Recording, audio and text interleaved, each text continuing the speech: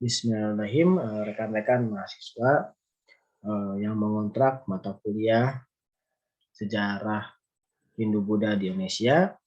Pada kesempatan kali ini kita akan mengkaji tentang satu kajian, yaitu Kerajaan Tarumanegara. Di mana Kerajaan Tarumanegara di sini merupakan kerajaan yang bercorak Hindu yang berada di wilayah Pulau Jawa, terutama di Jawa Barat. Saya izin untuk share screen berkenaan dengan materi ini. Untuk pertemuan kali ini saya menggunakan share screen menggunakan materi dari UPI. Ya, kebetulan UPI ada salah satu mata kuliah juga sama tentang saya mengambil dari direktori FPIPS jurusan Pendidikan Sejarah yang ditulis atau yang disusun oleh Ibu Erlina Wianati. Ya, nah kita lihat pertama kita lihat dari Kerajaan Tarumanegara ini, lihat dari lokasinya. Nah, Tarumanegara ini bisa dikatakan sebagai negara atau kerajaan yang berada di wilayah antara Cina dan juga India. Berbeda sekali dengan kemarin Kerajaan Kutai ya. Kerajaan Kutai itu wilayahnya memang bukan merupakan jalur tambahan dari adanya pelayaran. Sedangkan kalau Kerajaan Tarumanegara atau bisa dikatakan Pulau Jawa, terutama di Selat Sunda, Kerajaan Tarumanegara berada di daerah pelabuhan yang dijadikan sebagai tempat untuk melakukan aktivitas, terutama aktivitas perdagangan. Ya, kemudian kita lihat dari wilayah Tarumanegara. Nah, Tarumanegara beberapa sumber mengatakan tentang letak daerah dari Tarumanegara. Nanti kita bisa kaji bersama-sama berkenaan dengan sebenarnya Tarumanegara itu terletak di mana. Ya, nanti kita lihat berdasarkan pada sumber sejarah yang ditemukan oleh para ahli berkenaan dengan Kerajaan Tarumanegara. Nanti kita pun akan mengkaji juga tentang prasasti yang ada, prasasti yang memang berhubungan dengan Kerajaan Tarumanegara. Nanti kita bisa kaji bersama-sama. Ya, selanjutnya kita lihat ada sumber pertama. Sumber pertama nanti kita lihat bentuknya ya, bentuk beberapa prasasti, terutama prasasti yang terdapat di dalam prasasti Tarumanegara di sini. Pertama, prasasti Ciaruten, atau ya ada yang menyebut juga ada prasasti Ciampea yang berada di daerah Muara Sungai Cisadane. Nah, di mana di dalam prasasti tersebut ada sebuah telapak kaki di mana bertuliskan ini bekas dua kaki yang seperti kaki Dewa Wisnu, ialah kaki yang mulia Sang Purnawarman Raja di negara Taruma, raja yang gagah berani. Nah, jadi seperti yang bisa dikatakan yang kemarin yang kita bahas bahwa ketika ada sebuah kerajaan yang membuat prasasti itu ada beberapa tujuan yang tadi yang berdasarkan pada kajian dari Ciaruten bahwa tujuan utama prasasti adalah sebagai legitimasi seorang raja bahwa raja tersebut merupakan jelmaan dari Dewa Wisnu. Ya, di mana ini merupakan sebagai salah satu cerminan atau representasi bahwa raja tersebut mempunyai jiwa seperti Dewa Wisnu.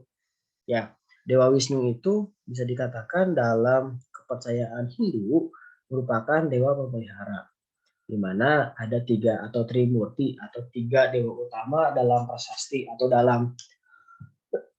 dalam kepercayaan Hindu. Yang pertama ada Dewa Brahmana, kemudian ada Dewa Wisnu, dan juga ada Dewa Siwa. Bahwa Dewa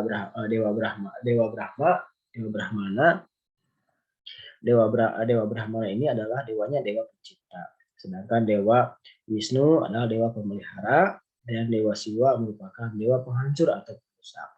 Nah, di sana ada 2 telapak kaki yang bisa dikatakan terpahat atau terlihat merupakan telapak kaki dari Raja Purnawarman. Apakah benar merupakan telapak kakinya?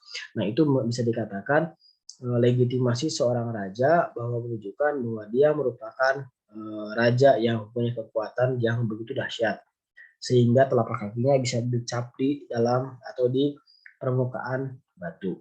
Nah, kemudian prasasti yang kedua setelah prasasti Ciariteun ada prasasti Pasir Kolengkak. Nah, di mana prasasti Kolengkak di sini adalah di mana berisi gagah mengagumkan dan jujur terhadap tugasnya adalah pemimpin manusia yang tiada taranya. Sang termasyhur Sri Purnawarman yang sekali waktu memerintah di Taruma. Yang baju jirahnya yang terkenal Farman tidak dapat ditemu senjata musuh.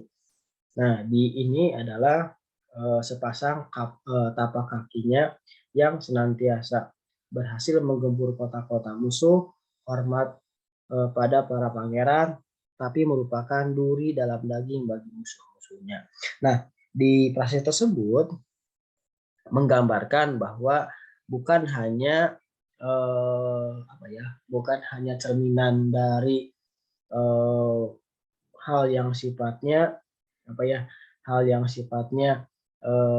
keagamaan saja, tetapi Raja Purnawarman juga mempunyai kekuatan atau bisa dikatakan mempunyai kecakapan dalam berperang. Bahkan baju jirah itu atau bisa dikatakan baju perangnya itu tidak dapat ditemu senjata oleh musuh, gitu kan ya. Nah, ini merupakan sebagai salah satu ciri atau cap dari kakinya yang menandakan bahwa raja tersebut mempunyai kekuatan yang dahsyat. Nah, kemudian ada prasasti Kebon Kopi, di mana di sini tapak sepasang kaki yang sepertinya Airawata, gajah penguasa Taruma yang agung dalam titik-titik dan juga kerja. Kenapa ada titik-titik? Ini berarti tidak bisa terbaca. Ya, di sana ada telapak kaki gajah yang bisa dikatakan tunggangan dari Raja Purnawarman pada saat itu. Kemudian prasasti Tugu yang ditemukan di Jakarta, dulu kali Candrabaga telah digali oleh Maharaja yang mulia dan kuat buat mengalirkan ke laut setelah sampai di istana yang termasyhur. Di dalam tahun ke-20-nya dari tahta Raja Purnawarman yang berkilau-kilau karena kepandaiannya dan kebijaksanaan serta menjadi panji segala raja. Sekarang beliau menitahkan menggali sungai yang permai dan jernih, Gomati namanya, Sungai Gomati, yang telah melewati kediaman sang pendeta nenek dia. Pekerjaan ini dimulai pada tanggal 8 Paro Petang bulan Palguna, disudahi tanggal 13 Paro Petang bulan Caitra. Jadi hanya 21 saja, sedangkan galian panjangnya sekitar 1122 tumbak. Nah, ini kemudian juga selamat baginya oleh para Brahmana disertai 10.000 ekor sapi yang dihadiahkan. Ini pun sama ya seperti yang kemarin, di mana tentang kerajaan Kutai yang menandakan atau menggambarkan bagaimana seorang raja termasyhur kemudian mempunyai kedermawanan yang sangat luar biasa dan juga memberikan sedekah kepada para Brahmana sebagai persembahan dalam atau sebagai bekal kehidupan para Brahmana ini. Kemudian kita lihat selanjutnya, prasasti selanjutnya, sumber utamanya ada berita luar negeri dari kitab Fukochi tentang perjalanan Fahien tahun 414 Masehi tinggal di Yopeti. Kemudian ada juga kronik dinasti Sui, utusan dari Tolomo. Tolomo itu menggambarkan tentang daerah namanya Tarumanegara, gitu kan ya. Jadi ini menunjukkan bahwa bagaimana Tarumanegara itu sudah bukan hanya berbicara tentang Indonesia, tapi juga berbicara tentang bagaimana Tarumanegara itu berkembang di seluruh, bahkan bisa dikatakan sudah mencapai ke Cina pada saat itu. Nah, ini kita dari sudut pandang sumber sejarahnya. Nah, kita lihat sebentar.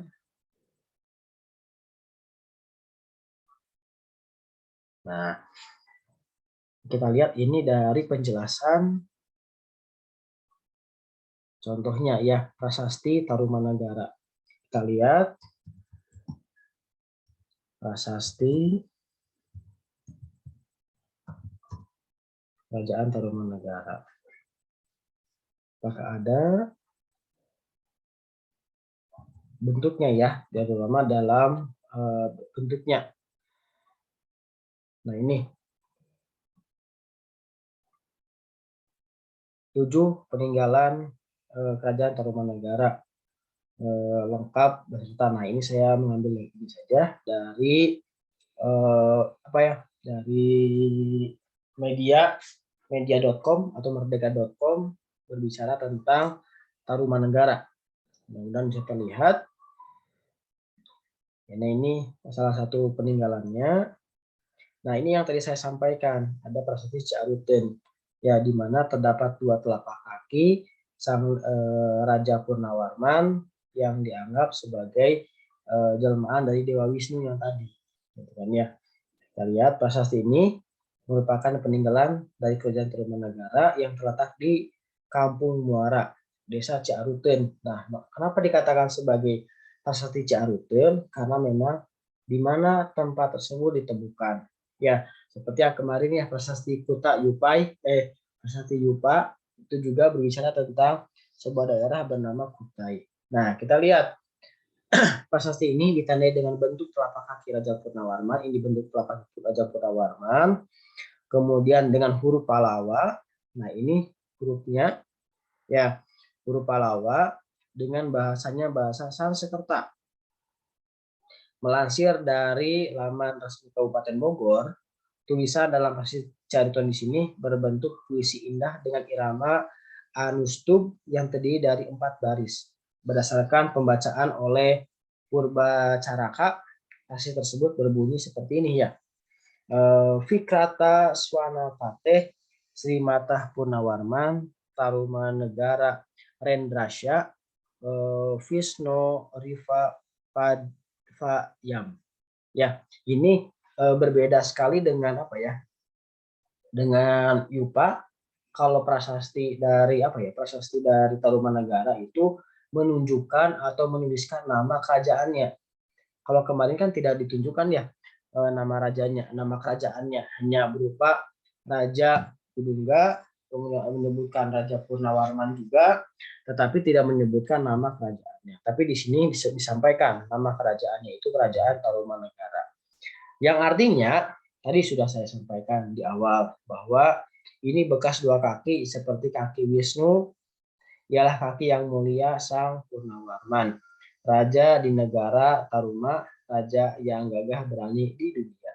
Ya, ini menunjukkan bahwa pada saat itu ya tujuan utama dibuatkannya prasasti untuk apa? Sebagai legitimasi atau ya menobatkan diri sebagai raja yang mempunyai kekuatan lebih dibandingkan dengan raja lainnya. Jadi pada saat itu raja-raja sering menyisipkan baik itu sifat dari dewa, kan ya, kemudian juga sifat dari baik itu kemurah-hatiannya, kebaikannya itu sering disisipkan, terutama di dalam prasasti. Prasasti kan bisa dikatakan sebuah peninggalan tertulis yang bisa dikatakan tidak akan pernah tergerus oleh zaman, baik itu cuaca panas, dingin ataupun lainnya ya. Nah, tadi kemudian ada prasasti Koleangkap. Nah, ini prasasti kebun kopi yang tadi saya sampaikan. Ini prasasti kebun kopi, di mana prasasti ini kalau tadi telapak kaki dari Raja Purnawarman, sedangkan ini telapak kakinya di telapak kaki gajah. Telapak kaki gajah dari gajah yang sering ditunggangi oleh Raja Purnawarman pada saat itu. Ya. Kemudian prasasti Tugu juga sama ada, di mana prasasti Tugu di sini berisikan tentang beberapa pernyataan, bahkan bisa dikatakan ada enam pernyataan yang dipaparkan dalam prasasti Tugu di sini. Yang pertama ada Pura Raja Direja Guruna Pinabahuna Kata Yatama Kurim Prapaya. Nah, kemudian ada yang artinya dulu atas perintah Raja di Raja Paduka yang mulia Purnawarman yang menonjol dalam kebahagiaan dan jasadnya di atas para raja, pada tahun kedua pemerintahnya yang gemilang dilakukan penggalian Sungai Chandrabaga setelah sungai itu melampaui ibu kota yang masyhur dan sebelum masuk ke laut. Penggalian ini dimulai dari ke-8 bulan 8 Falguna. Nah, ini yang tadi saya sampaikan ya. Jadi berbicara tentang kemurahan hati dari seorang raja yang bisa dikatakan ya ini dari karakteristik dari prasasti tersebut gitu ya. Jadi jangan heran kalau prasasti berbicara tentang kebaikan-kebaikan dari raja. Kenapa? Karena raja sendiri yang meminta, yang mengutus mengutus para penulis atau para pemahat untuk menulis tentang ya kebaikan-kebaikannya gitu kan ya. Jadi bisa dikatakan ya ini mah cara eksis ya, cara untuk menunjukkan kebaikan dari seorang raja tersebut gitu ya. Nah, kita lihat kajian lainnya. Nah, saya mengambil dari Hijar Masab, Kerajaan Tarumanagara, dari lokasi kerajaannya. Nah, ini yang tadi lokasi kerajaannya. Lokasi kerajaan dari Tarumanagara ini kita tidak bisa asal menyampaikan ya. Kita tidak bisa asal menyebutkan lokasinya Jakarta, Banten, Bandung, Jakarta atau Cirebon atau apa ya? Atau Bogor. Tidak bisa. Kenapa? Karena sejarah itu bisa dikatakan ilmu berdasarkan pada fakta, berdasarkan pada sumber yang yang diperoleh oleh para sejarawan pada saat itu. Nah, pertama kita lihat dari lokasinya. Lokasinya berdasarkan pada tempat ditemukannya prasasti dan juga isi prasasti tersebut menunjukkan bahwa lokasi kerajaan Tarumanagara berada di daerah Bogor yang meliputi wilayah Banten, Jakarta, dan juga Cirebon. Nah, ini pun sempat disampaikan oleh Mr. Muhammad Yamin sendiri melokasikan Tarumanagara itu ada di Bekasi. Nah, pendapat ini didasarkan atas isi prasasti Tugu yang menyebutkan istilah Chandra Baga yang dianalisis sebagai Chandra sama dengan Sasi seperti bulan, kemudian Chandra Baga diuraikan menjadi Bagasi atau menjadi Bekasi. Nah, gitu kan ya. Jadi pemberian nama sebuah daerah di sini bisa juga dianalisis dari berbagai macam berbagai macam temuan dari para ahli pada saat itu. Kemudian kita lihat dari kondisi politiknya. Nah, Raja Purnawarman dari Kerajaan Tarumanagara adalah seorang raja yang cakap dan disegani oleh kawan maupun lawan, serta telah menerima pengaruh budaya Hindu, yaitu budaya dari India, di mana Raja Purnawarman yang besar dan kuat telah memerintah minimal 20 tahun, serta telah menjalin hubungan diplomatik dengan Cina. Nah, kenapa? Karena tadi berdasarkan pada prasasti yang tadi ya. Ya kalau berdasarkan pada prasasti ya akan akan berbicara tentang yang baik-baiknya gitu. Ya kenapa? Karena ya raja atau bisa dikatakan para ahli dalam mendeskripsikan sebuah kerajaan itu berdasarkan pada bukti. Nah, sedangkan bukti yang ditemukannya adalah bukti yang baik-baiknya, gitu kan ya. Itu berbicara tentang kerajaan kerajaan Tarumanegara dalam bidang politiknya. Nah, kemudian dari aspek sosial, Raja Purnawarman sangat memperhatikan kemakmuran rakyatnya dengan membuat kanal. Kanal ini bisa dikatakan sebagai jalur perairan untuk kepentingan irigasi, pelayaran, perdagangan, dan untuk menghindari bahaya banjir. Jadi sebenarnya sebelum ada kolonial Belanda datang, sebenarnya seperti daerah Bekasi, Jakarta, Bogor itu bisa dikatakan daerah yang rawan banjir. Kenapa? Karena makanya dibuatkan kanal atau parit untuk kepentingan irigasi dan juga menghindari banjir. Gitu. Ya. Kemudian agama. Nah, agama yang dianut oleh Raja Purnawarman dan juga rakyatnya adalah dominannya adalah agama Hindu Siwa, di mana kaum Brahmana memegang peran penting dalam upacara, sedangkan gambar telapak kaki Dewa Wisnu merupakan simbol karena Dewa Wisnu pada umumnya dihormati sebagai dewa pelindung dunia. Ya, jadi kita bisa menyampaikan atau bisa mengasumsikan bahwa agama atau kepercayaan yang dianut oleh kerajaan Tarumanegara adalah kerajaan Hindu. Hindunya dengan menggunakan Hindu Siwa. Ya, jadi kalau Hindunya Hindu Siwa, tetapi bisa dikatakan banyak simbolnya. Kenapa? Untuk dipujanya adalah kebanyakannya dua dewa, yaitu Siwa dan juga ada Wisnu, pemelihara dan juga perusak. Nah, kemudian kita lihat selain dari Raja Purnawarman, sebenarnya ada beberapa raja yang pernah memerintah dan juga pernah berkuasa di Tarumanegara. Nah, kita lihat dari urutan tahunnya. Pertama ada Raja Jaya Singawarman.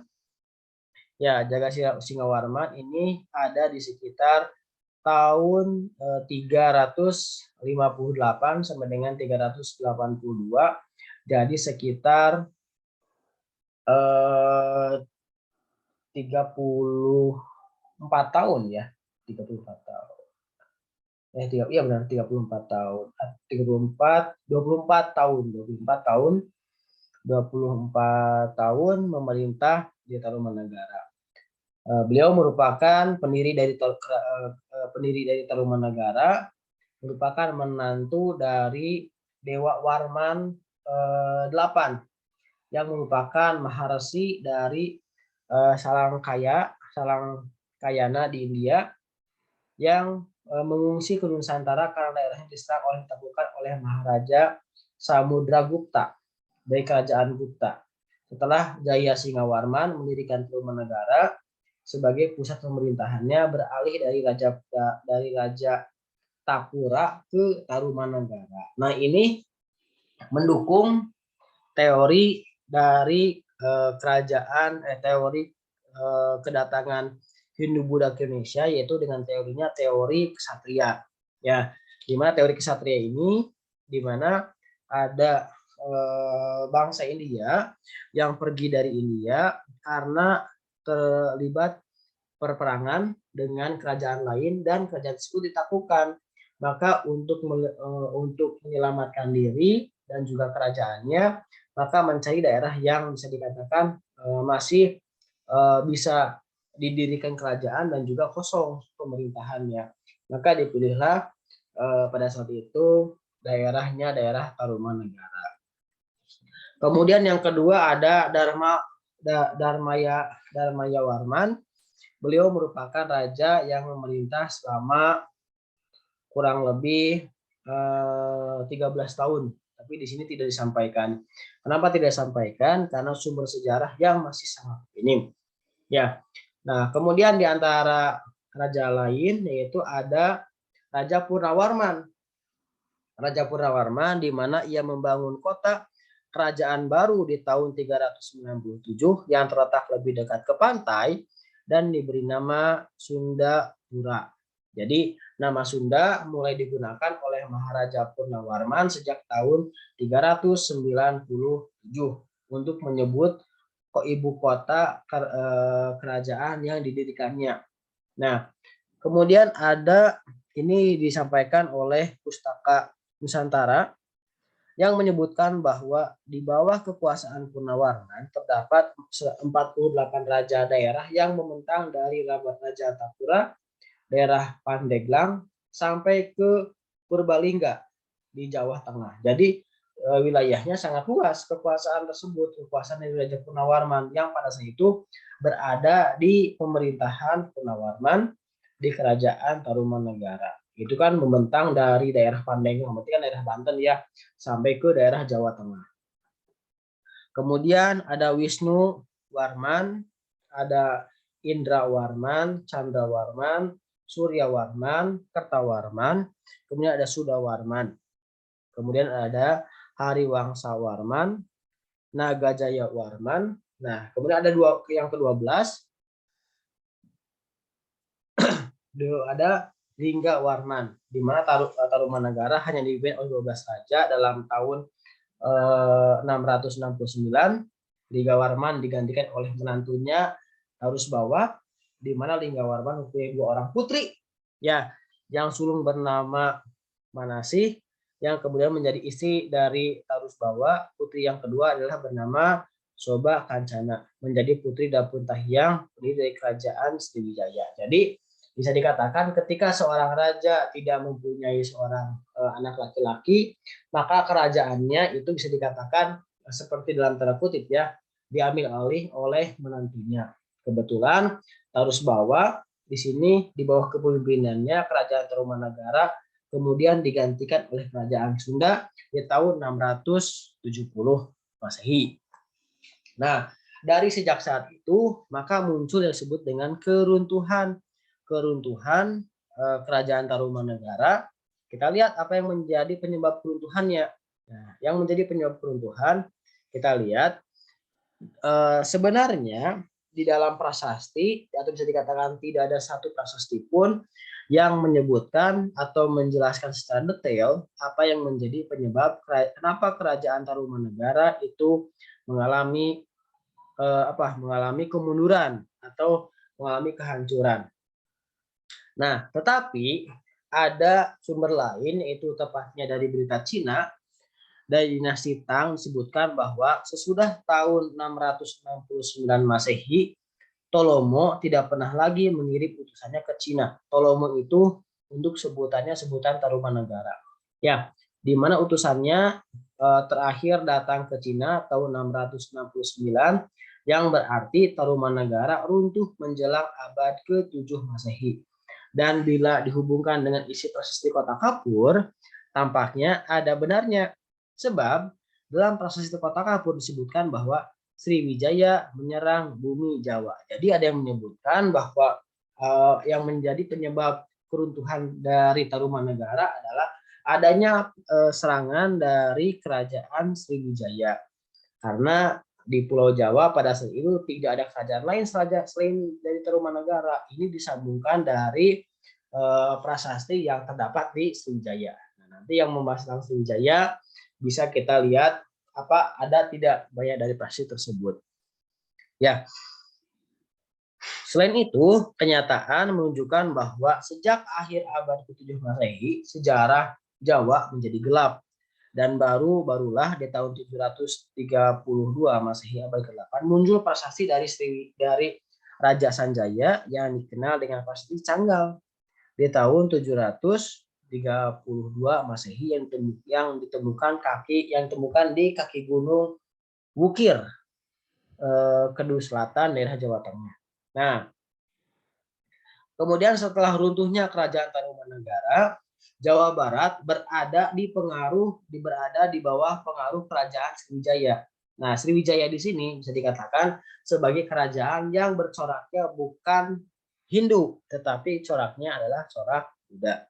Nah, sumber prasasti ini menyebutkan pertama kali nama Sunda adalah prasasti yang ditemukan di daerah Bogor bertarikh atau berangkat tahun 925 Masehi. Prasasti ini ditulis dalam bahasa Jawa kuno bercampur dalam bahasa Melayu, menyebutkan bahwa tentang perintah yang dikeluarkan oleh Rakyan Juru Pangambat untuk mengembalikan kekuasaan Raja Sunda. Nama Sunda selanjutnya disebut sebagai daerah di dalam Prasasti Citatah di tahun 1030 Masehi yang dikeluarkan oleh Raja Sunda, yaitu Sri Maharaja Jaya Bupati Wisnumurti Samarawijaya, di mana prasasti ini dibuat untuk memperingati pembangunan Sang Hyang Tapa sebagai tanda terima kasih atas kemenangan yang diperoleh oleh sang raja. Nah, kemenangan ini diduga terdapat tentara Suwarna Bumi, atau kalau Suwarna Bumi ini sebagai daerah untuk menyebutkan daerah Sriwijaya, ya. Kemenangan dan juga kebebasan Sunda dari Suwarna Bumi berarti pada saat itu Sunda berada di kekuasaan Suwarna Bumi, yaitu Sriwijaya. Tampaknya tidak berumur panjang karena menurut Chu Fanci, kerajaan Shinto, yaitu Shinto ini menyebutkan kata Sunda, ya, adalah salah satu negara bawahan Suwarna Bumi. Dengan demikian, sudah runtuhnya kerajaan Tarumanagara sejak Jawa Barat baru muncul kembali di abad ke-10 dan 11 Masehi. Itu pun masih di bawah pengaruh Suwarna Bumi bahkan sampai abad ke-13. Nah, itu merupakan perjalanan tentang kerajaan Sriwijaya, kerajaan Tarumanagara yang merupakan kerajaan pertama yang berada di wilayah Jawa, atau terutama di daerah Jawa bagian barat, ya, di mana daerah administratifnya atau daerah dari kekuasaannya berada di daerah Jakarta, Bogor, dan juga Bekasi sebagai pusat pemerintahannya, gitu. Dengan coraknya itu corak Hindu, kemudian raja yang bisa dikatakan raja yang punya pengaruh besar itu berdasarkan pada prasasti adalah Raja Purnawarman, dengan mempunyai sifat, karakter, atau juga diumpamakan sebagai jelmaan dari Dewa Wisnu, ya, sebagai dewa pemelihara. Kemudian selain itu yang menjadikan Tarumanagara sebagai negara atau sebuah kerajaan yang besar karena mempunyai hubungan yang erat dengan Cina, di mana Cina pada saat itu bisa dikatakan membangun kerjasama dan juga sering mengirim utusannya ke daerah Tolomok yang disebut dengan Tarumanagara. Nah, kemudian yang menjadi penyebab keruntuhan dari kerajaan Sriwijaya di sini adalah di mana disampaikan dari prasasti kebun kopi, ya, kebun kopi, ya, tetapi kota Kapur itu dari prasasti Sriwijaya menyebutkan adanya serangan dari, atau bisa dikatakan Sriwijaya melakukan penyerangan ke kerajaan Jawa, di mana kerajaan Jawa pada saat itu tidak banyak kerajaan, hanya sedikit, bahkan tidak ada kerajaan lain selain kerajaan Tarumanagara yang begitu besar, sehingga pada saat itu kerajaan Tarumanagara berada di kekuasaan Suwarna Bumi atau kekuasaan dari Sriwijaya. Nah, sampai sini ada yang barangkali ada yang mau tanyakan, silakan kita buka sesi tanya jawab. Terima kasih atas menyimak rekan-rekan di pertemuan hari ini. Mudah-mudahan kita bisa bertemu di pertemuan yang akan datang. Saya ucapkan terima kasih. Saya pamit. Barakallahu li wa lakum. Assalamualaikum warahmatullahi wabarakatuh.